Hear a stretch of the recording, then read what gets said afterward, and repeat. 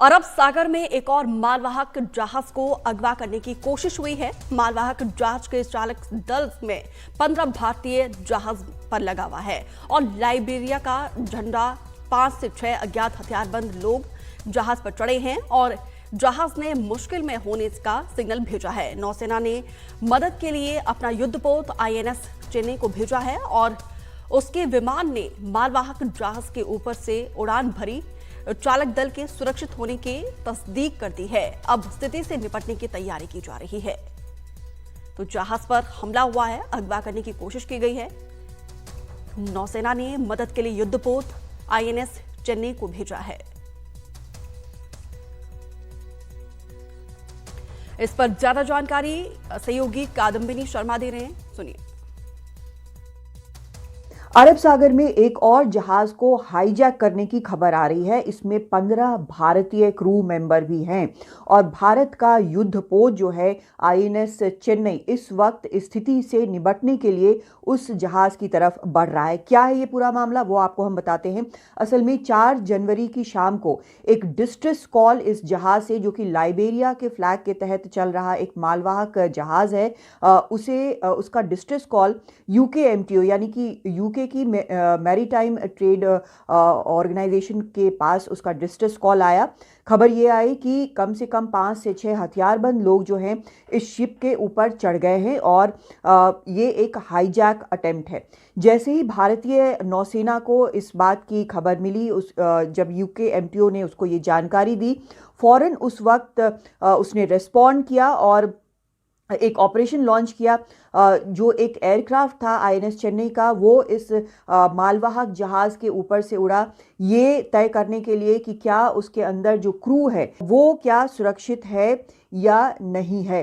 तो ये तय करने के बाद उसके बाद इस शिप के मूवमेंट को लगातार मॉनिटर किया जा रहा है। एयरक्राफ्ट से भी मॉनिटर किया जा रहा है, नेवल एयरक्राफ्ट जो है उसके ज़रिए मॉनिटर किया जा रहा है। अभी ये जानकारी आ रही है कि ये जो शिप है वो सोमालिया के तट की तरफ बढ़ रहा है। उसके बाद इस खबर के आने के बाद ये खबर भी आई कि भारतीय नौसेना का युद्धपोत INS चेन्नई, जो कि उन 4 जहाज़ों में से एक है जो इस इलाके पर नज़र रख रहे हैं, जब से हुती विद्रोहियों ने अटैक्स जो हैं मालवाहक जहाज़ों पर शुरू किया है, तब से इन भारतीय नौसेना के युद्धपोतों की संख्या वहाँ पर बढ़ा दी गई है। वो लगातार मॉनिटर कर रहे हैं। तो अब ये जानकारी आ रही है कि INS चेन्नई जो है वो इस मालवाहक जहाज़ की तरफ बढ़ रहा है ताकि उसको हाईजैक करके सोमालिया ना ले जाया जा सके। ये काफ़ी वक्त से चल रहा था, लेकिन बीच में कुछ वक्त तक सोमालिया के जो समुद्री लुटेरे हैं उन पर लगाम लगी थी, क्योंकि कई देशों के कोalition जो हैं उनको लगातार उनको काउंटर कर रहे थे। लेकिन एक बार फिर से जब से गाज़ा और हमास और इजराइल के बीच युद्ध शुरू हुआ है और हुती विद्रोहियों ने जिस तरह से हमले करना शुरू किया है मालवाहक जहाज़ों पर लाल सागर में, अरब सागर में, उसके बाद एक बार फिर से ये देखने को आ रहा है। तो अभी ये साफ नहीं है कि क्या ये हुती विद्रोही हैं या फिर ये सोमालियाई समुद्री लुटेरे हैं, लेकिन लग यही रहा है कि ये सोमालियाई समुद्री लुटेरे हैं, क्योंकि उस तरफ ये जहाज़ को ले जाया जा रहा है। लेकिन ये एक लाइव सिचुएशन है जहां पर इस जहाज़ के हाईजैक होने को रोकने के लिए भारतीय युद्धपोत जो है वो उसकी तरफ बढ़ रहा है। दिल्ली से Kadambini Sharma, NDTV India. Rajeev Ranjan defence expert हमारे साथ जुड़े हुए हैं। राजीव जी, इस पूरे मामले में अभी क्या स्थिति है? हालांकि नौसेना की तरफ से मदद भेजी गई है, अभी क्या प्रेजेंट सिनेरियो है?